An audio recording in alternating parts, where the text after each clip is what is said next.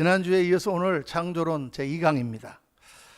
오늘은 우리 인간 창조의 비밀 여러분과 함께 묵상합니다. 우주의 신비 가운데 사실 여러 가지 신비한 것이 많지만은 가장 기적적이면서 이해할 수가 없는 오묘한 현상이 우리가 사는 지구라고 하는 이 땅덩어리입니다. 그리고 그 안에 가득한 생명체, 이것은 정말 우주의 신비입니다. 적어도 우리가 눈으로 볼 수 있고 감지할 수 있는 그런 범위 내에서 이 아직 지구에는 이 우주 안에 생명체는 없습니다. 아주 작은 박테리아 하나도 없어요. 우리가 전혀 알 수 없었던 그 심해, 아주 수압이 1000톤이나 되고 빛이 전혀 들어오지 않는 그 깜깜한 심해에도 생명체는 존재합니다. 거기 가보면 참 이상한 생물들이 있는 것을 발견합니다. 그런데 이 우주에는 지구와 아주 그나마 가장 비슷한 조건을 가진 그런 화성이나 그런데도 생명체란 이끼 하나, 박테리아 하나도 없습니다.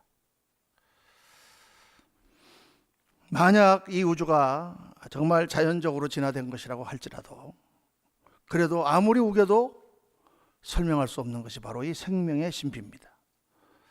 딴 거는 어떻게 변화될 수 있을지 몰라도 어떻게 이 물체가 생명이 될 수가 있는가? 어떻게 이 물체가 의지를 가질 수가 있는가? 어떻게 이 물체가 사랑할 수 있는가? 어떻게 이 물체가 이런 지능으로 진화할 수 있는가? 그것은 절대로 불가능합니다. 가능성이 제로예요, 여러분, 그 생명체 중에서도 우리 인간은 신비한 것 중에 신비한 존재입니다. 진화론자들은 작은 박테리아에서부터 시작돼서 아미노산을 만들고 아미노산이 박테리아를 만들고 박테리아가 집신벌레를 만들고 집신벌레가 변하다 보니까 물고기가 되고 물고기가 변화되다 보니까 파충류가 되고 파충류가 공룡이 되고 그리고 포유류가 되고 포유류 중에 원숭이과가 그리고 인간으로 진화했다고 소설을 씁니다.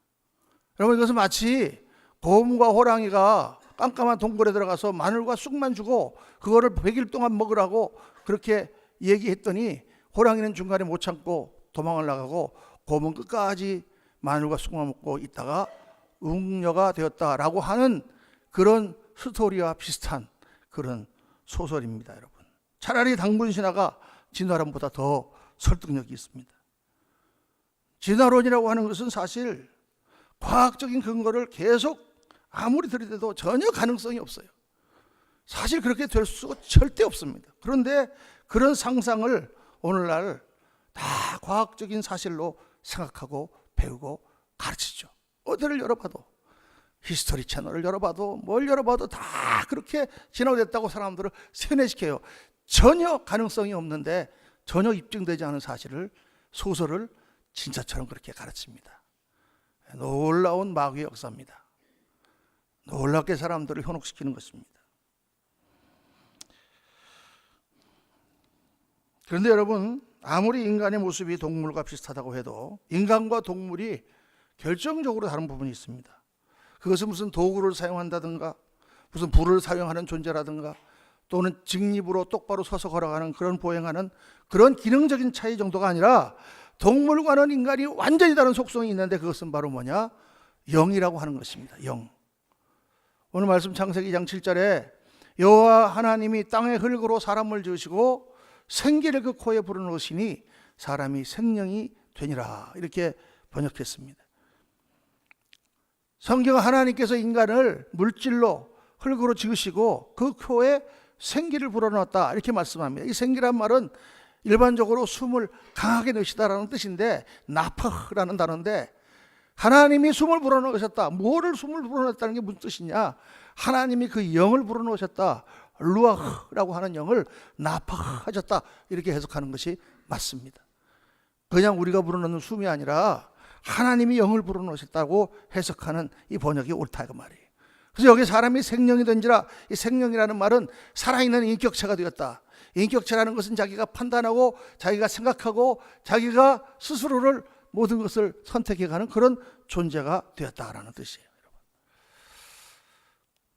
그래서 하나님께서 사람을 흙으로 빚어 지으심으로 일반 동물과 똑같은 그런 육체로 지으셨지만 동시에 하나님이 그 육체에 영을 불어넣으심으로 인간은 영적 존재, 생각하는 존재, 양심을 가지고 판단하는 존재가 되었다, 그 말입니다. 인간은 영으로 하나님과 보이지 아니하시는 차원이 다른 하나님과 교통하는 존재가 되었다, 그 말이에요. 여러분, 이게 인간과 동물의 완전히 다른 점입니다.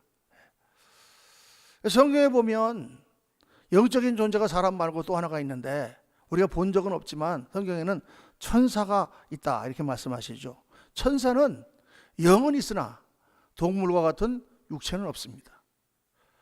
그러나 사람은 동물과 같은 육체를 가지고 있고 또 천사와 같은 영을 가진 존재다, 그 말이에요. 그래서 여러분 어떻게 되냐면 우리가 하나님과 영이 교통하면 그 사람은 천사 비슷하게 되고, 우리가 하나님과 영이 끊어지면 그 사람은 동물 비슷하게 됩니다. 하나님과 영이 끊어지면 다 동물처럼 사는 거예요. 오늘날 이 세상 사람들이 다 동물처럼 사는 거예요. 천사처럼 살지 않고 동물처럼 사는 거예요. 실제로 하나님을 알지 못하는 인간은 조금 지능이 뛰어난 동물에 불과합니다. 맞습니다, 여러분. 기분 나쁘게 생각할 것이 아니라 이것이 진화론자들이 주장하는, 줄기차게 주장하는 진화론의 핵심입니다. 우리는 동물이다. 우리는 지능이 조금 뛰어난 동물이다. 그렇죠, 여러분. 하나님과 영이 교통하지 않은 사람은 실제로 동물입니다. 그러나 왜 우리가 동물이 아니고 인간이냐? 우리는 영을 가지고 하나님과 교통하기 때문이다, 그 말이에요. 여러분, 우리가 그냥 좀 지능이 뛰어난 동물 중에 하나라고 생각하면은 우리 인간이 사는 인생의 목적은 한 가지, 잘 먹고 잘 사는 거예요. 동물들은 다 어떻게, 아프리카 무슨 동물의 왕국 같은 거 보면 사자들이 다 뛰어놀면서 뭐하고 그들이 합니까? 먹고 살기 위해서 다 존재하는 거예요.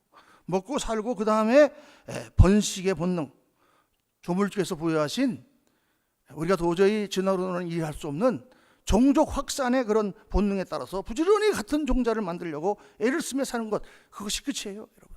그것이 끝이에요. 밴쿠버에 가보면은 거기에 연어 양식장이 있습니다. 제가 옛날에도 한 말씀 드린 것 같은데, 강을 치고 올라오는 그 연어를 보호하기 위하여 뚝을 쌓고 그 연어를 인도해서 거기서 잘 보호해서 종족을 좀 더 연어를 환경을 보호하자, 그런 뜻에서 잘 안전하게 키워서 방류하는 그런 시설입니다. 거기 가면 연어의 독특한 모습을 볼 수 있습니다. 연어는 항상 알을 강 상류에 있는 모래톱에다 알을 낳습니다. 절대 다른 데 낳지 않아요. 이상하죠? 그 꼭대기, 산 꼭대기에 있는 개울을 치고 올라오는 그 모래톱에다가 알을 낳습니다. 거기서 부화를 하면 바다로 다시 그 연어가 내려가서 한 1년에서 3년 동안 북대서양을 한 바퀴 뺑 돌고, 그리고 다시 그 산란기가 되면 다시 자기가 태어났던 개울로 정확하게 돌아옵니다. 많은 개울이 있는데도 그 중에 꼭 자기가 태어났던 개울로 돌아옵니다. 신비 중에 신비죠. 근데 연어의 색깔이 보통 하얀색 내지는 약간 푸르스름한 색깔을 띠는데, 이 산란기가 되면 연어의 색깔이 검게 변합니다. 시꺼멓게 되죠. 그 시꺼먼 연어가 그 물줄기를 차고 올라옵니다. 그 계곡에서 흘러내리는 물이 굉장히 센데 어떤 연어는 3m나 뛰어 오른다고 합니다. 바위를 뛰어넘어서 연어가 올라와요. 그래서 맨 위에 모래톱에 가면 수컷이 자기를 보호하고 있고 암컷은 막 그 몸을 막 비벼가지고 모래톱을 파요. 파면은 그 몸이 다 찢어져가지고 그 검은 살결이 다 너덜너덜하게 돼가지고 우리가 무슨 뭐 죽은 고기가 풀어진 것처럼 그렇게 됩니다. 그리고 거기다가 알을 한 마리가 평균 3,000개를 깐다고 그래요. 그러면 거기에 수컷이 수정을 하고 그 모래로 덮고 죽습니다. 암컷 수컷도 다 죽습니다. 그게 연어 일생이죠. 3,000마리 중에서 부화를 하면은 이리저리 다 잡혀먹고 한 5개에서 7개 정도가 살아서 강을 내려간다고 그래요. 그 5개에서 7개 정도가 뺑 또 태평양을 한 바퀴 돌고 그 죽지 않은 연어가 다시 살아남아가지고 다시 올라와서 거기에서 또 번식한다고 말이에요. 참, 이 종족 번식의 사명을 완수하는 연어를 보면 참 정말 옥기시점해집니다. 대단하죠. 어떻게 자연이 그리 생겼을까? 여러분, 그것처럼 우리 인간도 이 땅에서 주어진 생명 갖고 부지런히 먹고 살다가 종족 번식에 그 사명 감당하고 죽는 것이 끝인가요? 그게 전부인가요? 그게 아니다, 그 말입니다. 하나님은 우리 인간의 육체는 동물처럼 지으셨지만 정신은 영을 가진 특별한 존재로 지으셨다는 거예요. 우리는 먹고 사는 것, 종족을 번식하는 것만이 우리 인생의 전부가 아니고 우리 인간을 하나님 지으실 때는 특별한 사명, 특별한 목적을 가진 존재로 지으셨다. 이게 성경 말씀입니다. 그것이 인간 창조의 비밀입니다. 그 사명을 잘 감당하면 우리는 인생을 잘 사는 것이고 그 사명을 제대로 감당하지 못하면 우리는 동물처럼 살다가 가는 것입니다. 여러분, 우리 여기 앉아있는 저를 포함해서 우리 모두가요 동물처럼 살 수 있습니다. 다 가만히 있어도 우리는 다 동물처럼 삽니다. 우리는 동물이니까. 근데 우리가 여기 나와서 앉아있는 것은 동물처럼 안 살려고 우리가 나와 앉아있는 거예요. 그렇죠? 동물처럼 살려면 여기 나와 앉아있을 필요도 없어요. 그냥 가서 살면 돼. 그래서 하나님께서 인간을 흙으로 빚으셨다 이렇게 말씀하셨을 때 이 흙은, 이 물질은 영을 담는 그릇이라는 뜻입니다. 하나님께서 영을 불어넣어 주셨기 때문에 하나님의 영을 받아 영원히 하나님과 같이 사는 존재, 그것이 인간이다. 우리는 동물처럼 육체적인 생명으로 끝나는 것이 아니라 하나님의 영을 받아 영원한 생명을 살아가도록 만들어진 존재다. 그래서 하나님이 인간을 창조하신 목적은 네 가지로 요약할 수 있는데, 첫 번째가 뭐냐? 하나님은 인간에게 영원한 생명을 주시기 원하셨다는 거예요. 여러분, 성경이 말씀하는 가장 위대한 것입니다. 우리는 육체처럼 동물처럼 육체만 가지고 살다가 죽는 게 아니라 영원을 바라보며 영원을 추구하며 영원을 부여받은 존재다. 오늘 창세기 2장 8절 말씀 보면 하나님 여호와 하나님이 동방에 에덴의 동산을 창설하시고 그 지은 사람을 거기 두시니라. 9절에 여호와 하나님이 그 땅에서 보기에 아름답고 먹기에 좋은 나무가 나게 하시니 동산 가운데에는 생명나무와 선악을 알게 하는 나무도 있더라. 하나님이 인간을 두신 에덴 동산에 두 나무가 중앙에 서 있는데 하나는 생명나무요, 또 하나는 선악을 알게 하는 나무다. 그런데 하나님께서 선악을 알게 하는 나무를 제외하고는 다른 모든 나무의 과일을 다 따먹어도 좋다고 허락하셨습니다. 즉 인간은 하나님이 주신 자연 가운데 하나님의 생명을 취하여 영원히 사는 존재로 생명나무의 열매를 따먹도록 지어졌다는 거예요. 근데 왜 선악을 알게 하는 나무의 열매는 따먹지 말라고 하는가? 그 이유는 선악을 알게 하는 나무의 열매는 우리의 생명을 앗아가기 때문입니다. 그 내용은 우리가 다음 시간에 묵상하기로 하고, 오늘은 이 생명나무에 초점을 맞춰보겠습니다. 인간은 생명나무로 나아가서 생명을 계속 받아 누리기를 하나님이 원하신다. 그것이 하나님의 뜻이다라는 거예요. 그 생명나무는 뭡니까? 이런 말씀을 읽으면 어떤 분은 꼭 이런 질문을 하세요. 목사님, 그러면 뭐 진짜 나무입니까? 어떻게 생겼습니까? 어떻게 생겼는지 제가 모르죠. 그러면 그 뭐 열매를 따먹으면 생명을 계속 따먹는 건가요? 잘 모르죠. 여러분, 이 성경을 읽을 때 우리가요, 성경이 어떤 책인지 알고 읽게 됩니다. 성경을 무슨 과학책이라든가 수학책처럼 읽으면 안 됩니다. 책에는 여러 가지 책이 있죠. 글은 여러 가지 글들이 있습니다. 시가 있고 또 소설이 있고 또 교과서가 있고 다 여러 가지 책들이 있죠. 성경은 뭐냐? 성경은 하나님의 계시입니다. 하나님의 계시. 신탁이라고 옛날에는 말했잖아요. 신이 부탁한, 신이 맡긴 말씀이라는 거예요. 하나님이 주신 말씀이란 말이에요. 물론 나무가 있었습니다. 근데 중요한 것은 그 나무가 어떻게 생겼고 크기가 얼마고 그런 것이 아니라 그 말씀을 통하여 우리에게 주는 메시지가 중요한 것이죠. 성경을 읽을 때 말씀이 제공하는 정보가 있는데 그 정보를 뛰어넘어서, 정보를 물론 다 우리가 받아들이지만 그것을 뛰어넘어서 그 정보를 통해서 우리에게 주시는 메시지가 뭔지를 캐치를 해야 돼요. 여러분, 정보와 메시지는 다릅니다. 정보라는 건 있는 사실을 얘기하는 것이고 메시지라고 하는 것은 사람의 의도를 가지고 이야기하는 거예요. 그건 다르죠. 예를 들어서 지금 어떤 사람이 막 뛰어들어와서 목사님 큰일 났습니다. 제가 온 천지에 불이 났습니다. 이렇게 말을 했다 하면 정보를 생각하는 사람은 온 천지, 천지란 하늘과 땅이라는 얘기인데 온 하늘과 온 땅에 다 불이 났단 말이냐? 이 지구가 다 불이 났단 말이냐? 이렇게 따지고 있죠. 그거 지금 정보만 생각하는 것입니다. 그러나 거기서 메시지는 뭡니까? 빨리 피하라 이거죠. 큰 불이 났으니 빨리 피하라. 그러니까 하나님의 말씀을 정보에 집착하여 말씀을 보는 것이 아니라 그 말씀을 통하여 나에게 무슨 메시지를 주는가? 오늘 우리가 이 시대에 무슨 메시지를 주냐? 여기에 포커스를 맞춰야만 성경이 제대로 이해되고 성경이 올바로 우리가 깨달아질 수가 있습니다. 생명나무라는 것은 뭐냐? 생명을 공급하는 원천을 말씀하는 것이죠.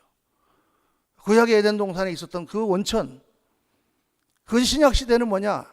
하나님과의 관계가 회복되고 하나님께 내가 붙어 있을 때 하나님으로부터 계속해서 생명을 공급받는 바로 그 영적인 그 성령, 그 성령을 우리에게 공급하시는 분, 우리를 하나님께 인도하시는 분, 바로 신약 시대의 예수 그리스도가 생명나무입니다.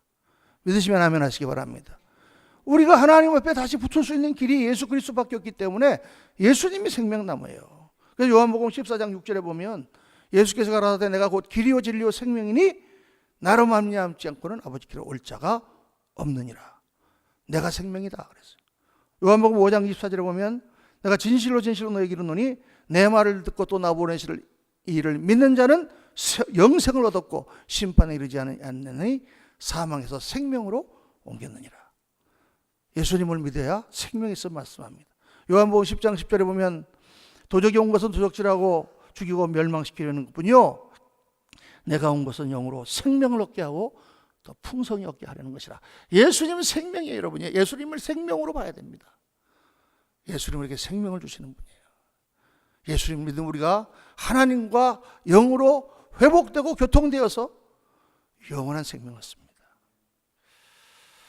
할렐루야. 하나님이 우리 인간을 창조하시고 우리에게 주기 원하시는 것은 인간의 목적은 영원한 생명이요. 그것이 오늘 생명나무신 참 생명나무신 예수 그리스도를 통하여 창조 목적에 부합되는 그런 인생으로 변화되는 것입니다. 두 번째로 하나님이 인간을 지으신 중요한 목적은 하나님의 사랑을 나누는 것입니다. 하나님의 사랑을 나누는 거예요. 하나님께서 인간을 다른 동물들과 특별히 다르게 지으신 것은 사랑하는 존재로 인간을 지으셨어요. 어떤 분 말합니다. 목사님, 인간만 사랑하는 게 아닌데요? 그럼 누가 사랑합니까? 저 개 키우는데 개가 얼마나 사랑스러운지 몰라요. 개가 얼마나 사랑에 잘 반응하는지 몰라요. 맞습니다, 여러분. 동물도 사랑이 있습니다. 동물도 사랑하고 사랑받기를 원하는 본능이 있습니다.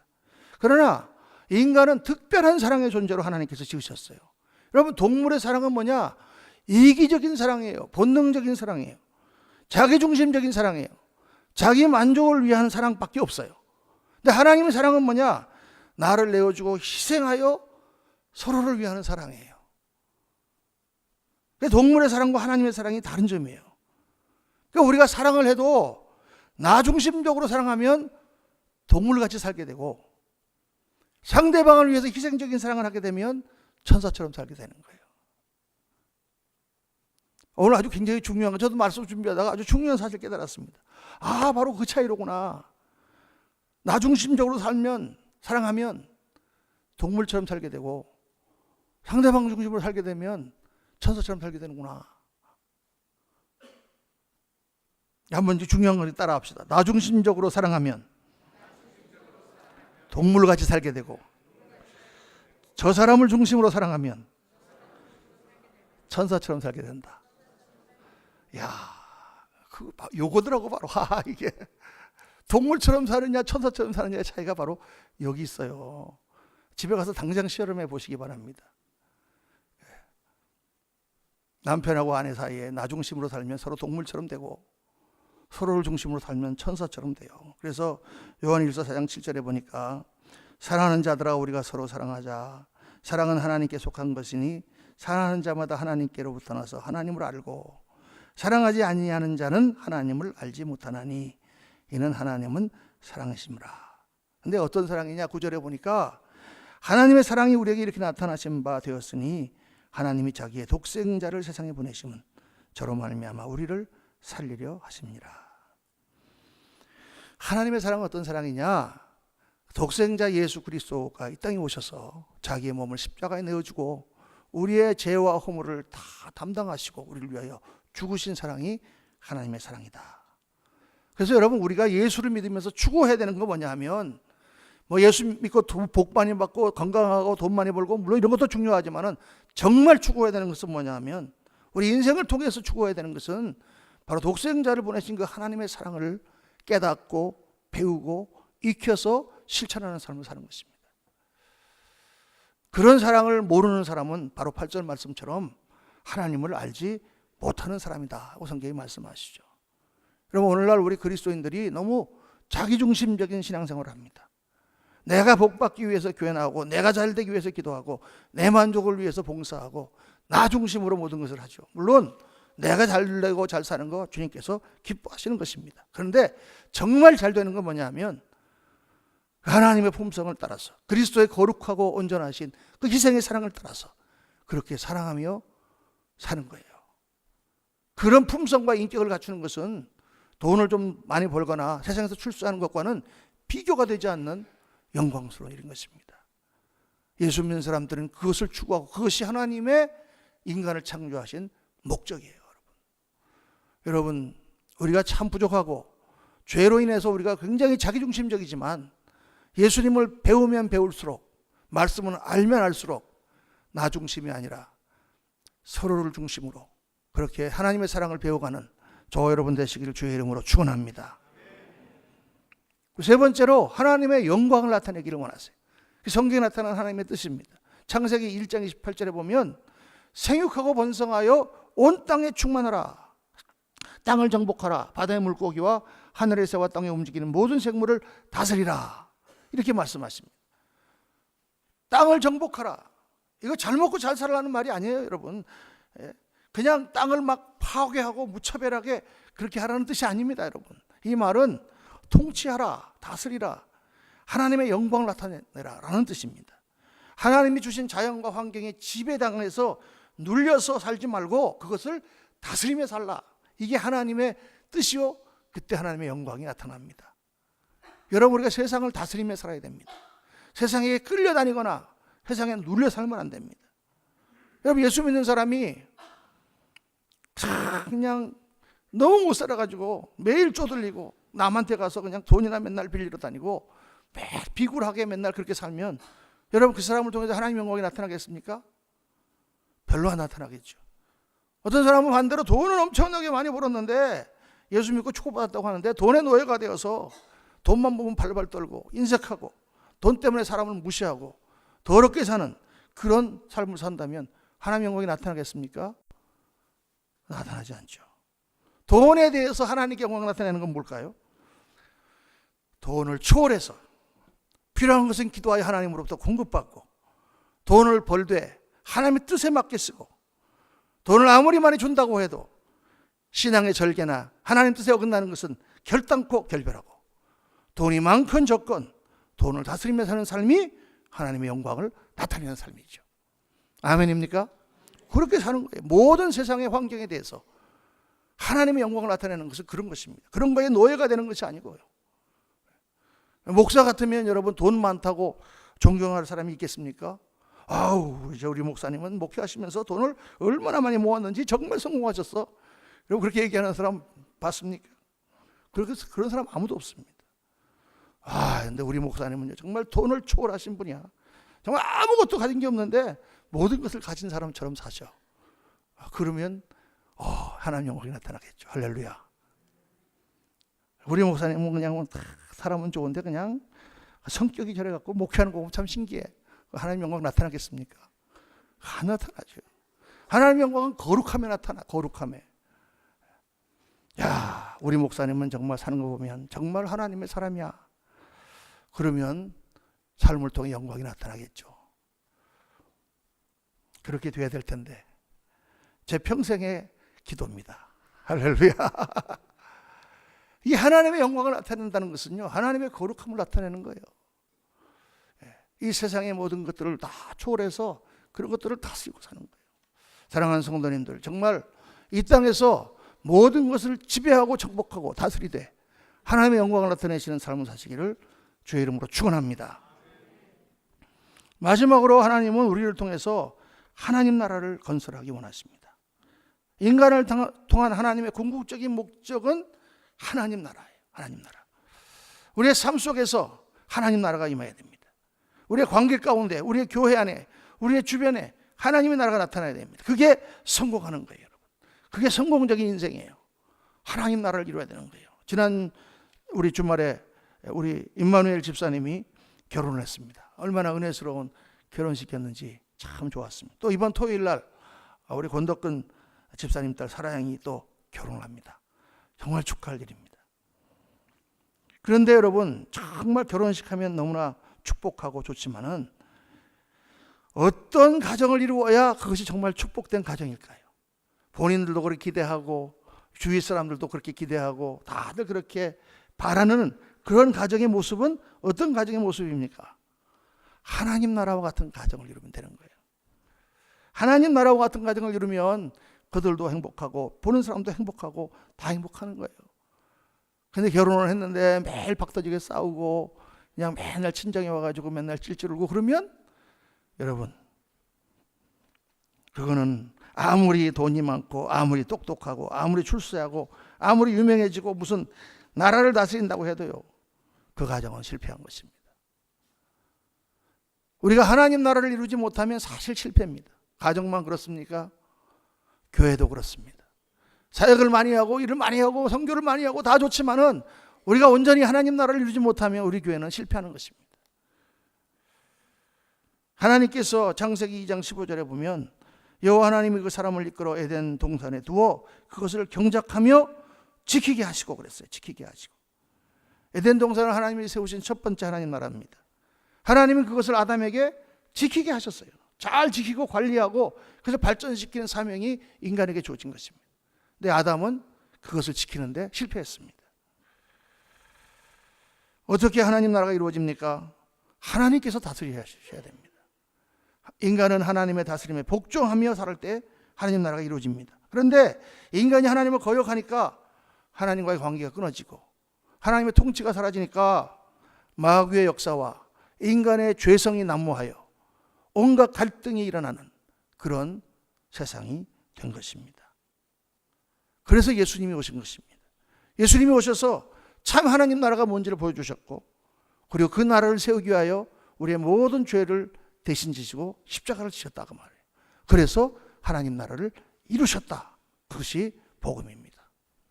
그래서 누구든지 예수님을 믿고 예수님을 내 주인으로 모시고 살면 하나님 나라가 거기에 임합니다. 내 마음에 예수님을 진정 나의 주님으로 모시고 살면 내 안에 하나님 나라가 이루어집니다. 내 삶에 하나님 나라가 이루어집니다.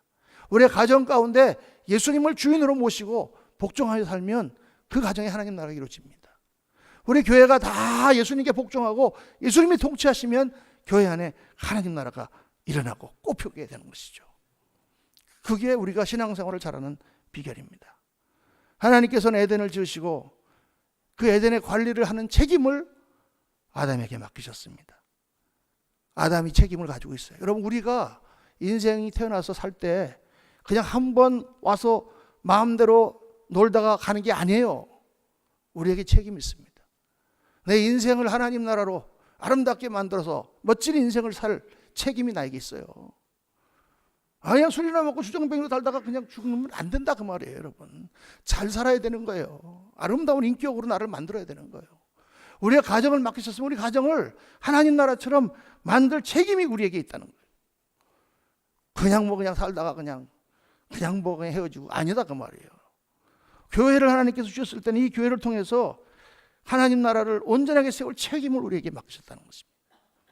나라와 사회에도 하나님 나라를 최선을 다하여 만들어 가도록, 부족하지만 최선을 다해 그 사명을 감당해 가는 것이 우리의 책임이요 사명인 겁니다.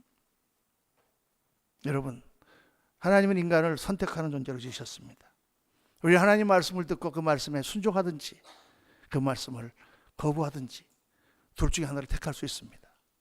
신명기 11장 26절에 보면 내가 오늘 복과 저주를 너희 앞에 두나니 너희가 만일 내가 오늘 너희에게 명하는 너희 하나님 여호와의 명령을 들으면 복이 될 것이요 너희가 만일 내가 오늘 너희에게 명령하는 도에서 돌이켜 떠나 너희 하나님 여호와의 명령을 듣지 아니하고 본래 알지 못하던 다른 신들을 따르면 저주를 받으리라. 사랑하는 성도님들, 오늘 우리가 하나님이 우리 인생을 지으신 뜻, 그 목적을 배웠습니다. 정말 여러분의 삶에서 하나님의 복을 택하고 하나님의 말씀을 따라 순종하고 예수님이 여러분의 삶을 통치하셔서 하나님의 생명과 사랑과 영광이 나타나고 하나님 나라가 꽃피우시는 그런 인생을 사는 저와 여러분 되시기를 주의 이름으로 축원합니다.